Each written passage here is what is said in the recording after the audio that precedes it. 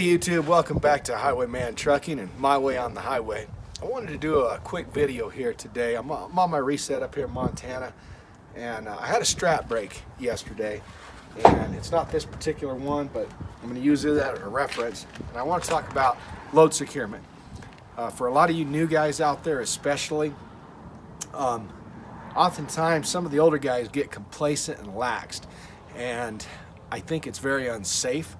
It's probably one of the most important things about flatbedding or step deck or any kind of heavy haul truck, open deck truck that you're pulling, is load securement.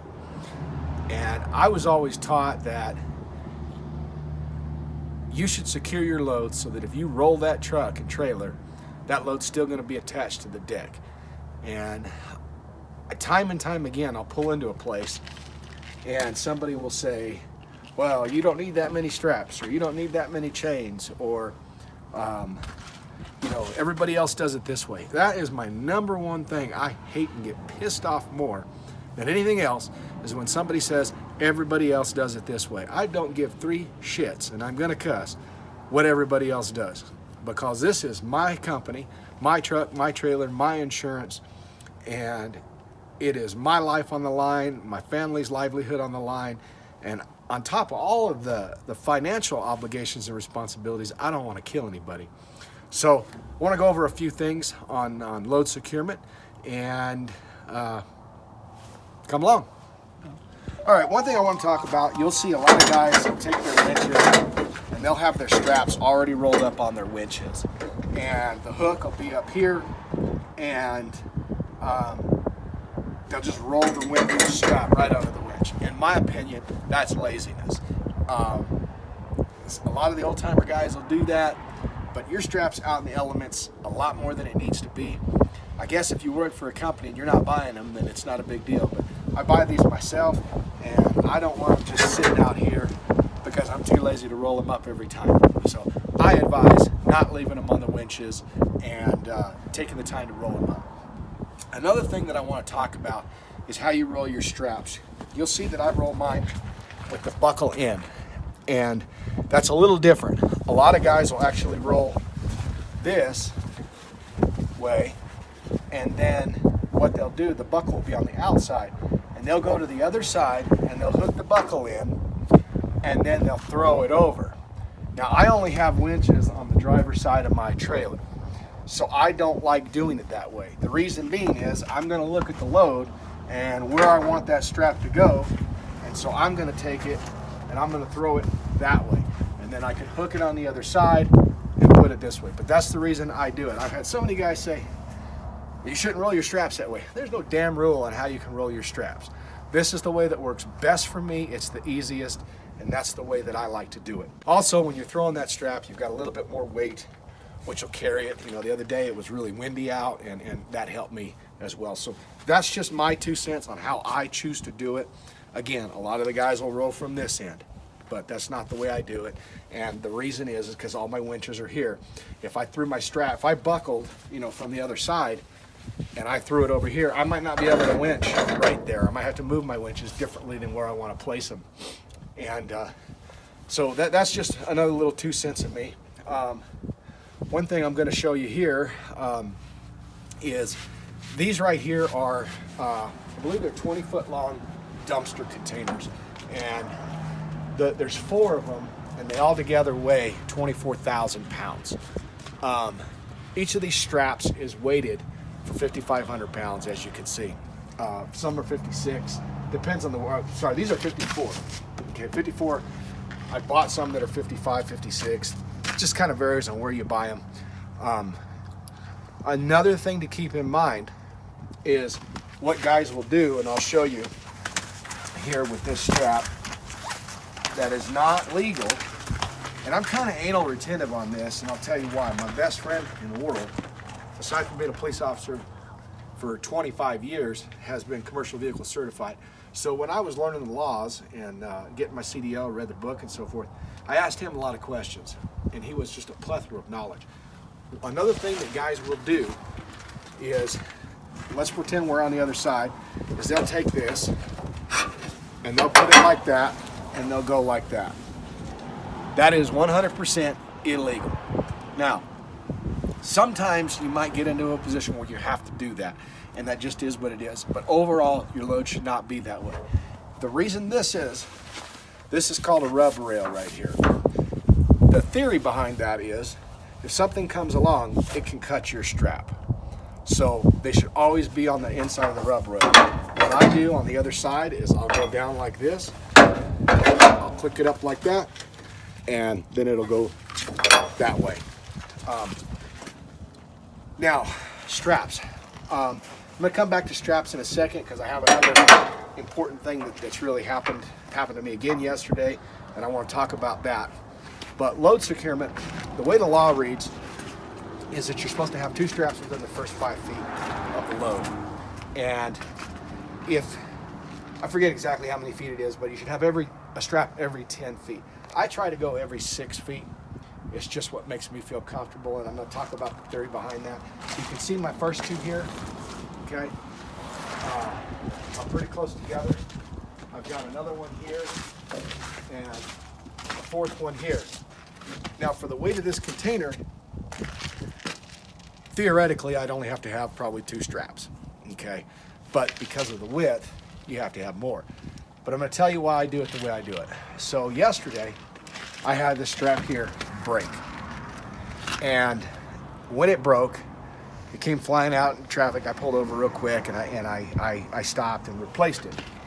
But the theory is, this strap breaks, this one's still keeping the back of the load secure. It's not going to fishtail on me, it's not going to fall off, etc. Or if that one had broke, same thing, this would have kept it. If you only had one on the front and one on the back, and this one broke, that could fishtail out, that could fishtail out, vice versa.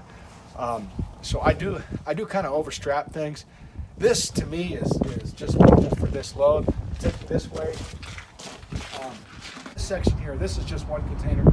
I've got 3 here, so obviously the weight's a little greater. I'm still well within on the strap, but I do have extra straps here for a reason. This one's going over the first big container, which is going to pull down and secure all 3. This one's going over all 3, but I've got this door here that'll swing out. Now, some guys would only do 1 strap here. The theory behind this again is, this strap breaks, this door could swing out. So that's why we've got a 2nd strap here. So if either breaks, it's still not going to, affect the door swinging out. In the back, got a little closer spread here, but same theory. Everything's secure. I overstrap. One thing that you need to do with your straps is continuously check your straps for defects. Now, I've recently bought a lot of new straps. There are some here that will get thrown away tomorrow when I pull this load off. They're always going to get a little bit of wear. What you really want to look for is wear on both sides and any cuts. When you get a cut, it doesn't mean the strap is completely defective, but it does have a less legal weight rating. And you'd have to read the book exactly to know what the cut diameters are. It's so many, 1/4 of an inch, an inch. It goes up to thousands of pounds where it can be off. I typically, if I get a cut, I just throw them away. It's not worth somebody's life or my business for that. But, so you always want to stay on top of your straps. Again, out in the elements, they do deteriorate. So anyhow, I replace my straps a couple times a year, probably twice a year. I have to buy a couple new cases of straps, and that is a couple $100 at a time. But it's well worth somebody's life. When you're out in the elements dealing with the rain and the snow, the straps flex. You need to get out there and check your load from the time you secured it. They give and take. It's a material. It will give and take.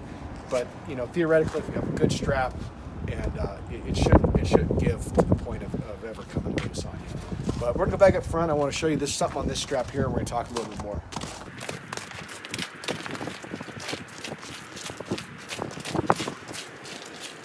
So this is a strap that I had saved yesterday from throwing away because I knew I wanted to make a video on it.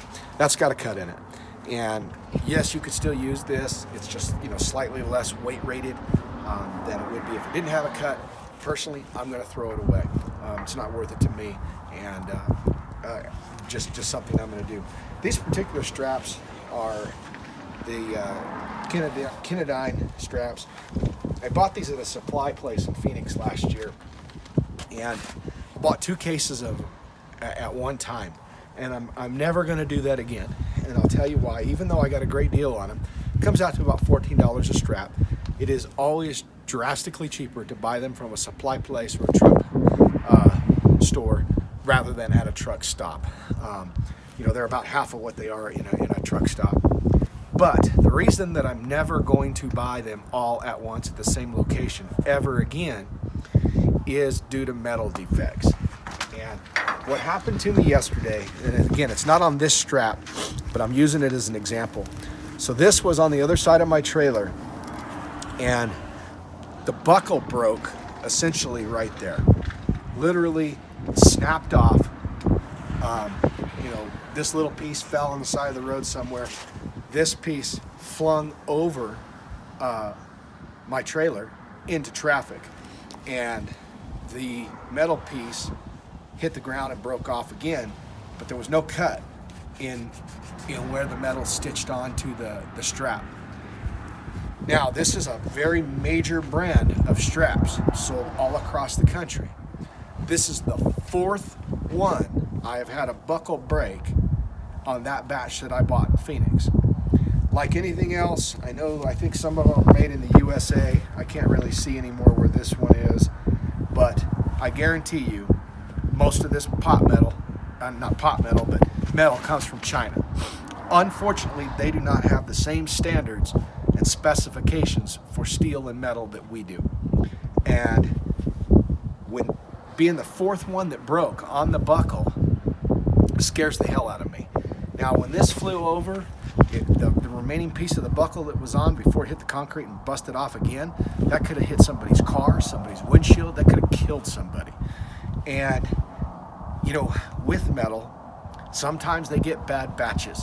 So if I buy all my straps from the same place at the same time, my chances of getting several I bought 2 cases of these, and I think there's 9 in a case, and I've had 4 in less than a year that have broken at the buckle.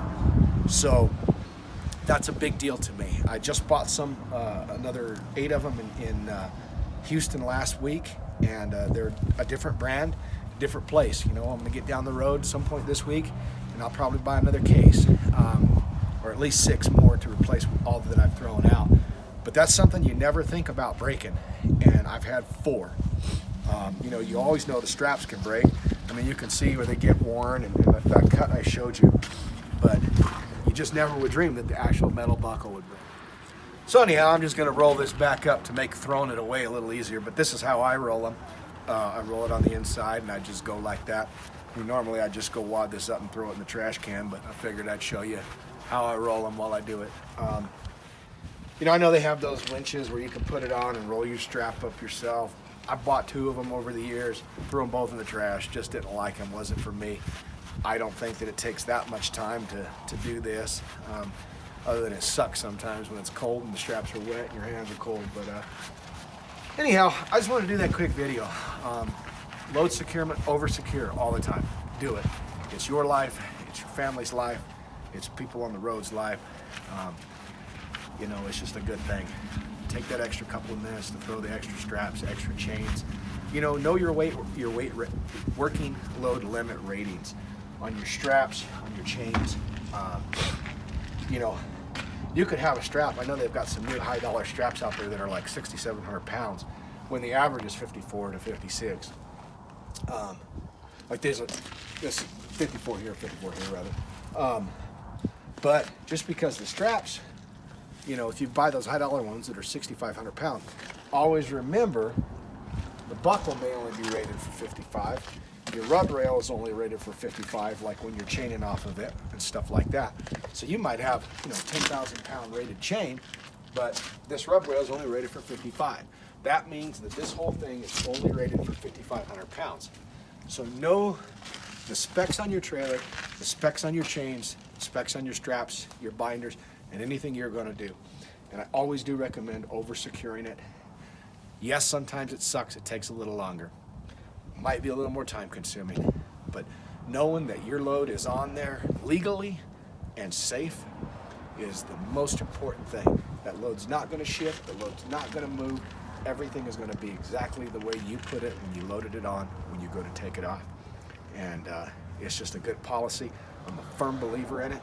And don't be one of those people that says, everybody else does it this way, because that's a load of crap. I don't give a damn what everybody else does. You do what makes you happy, you comfortable, and you safe.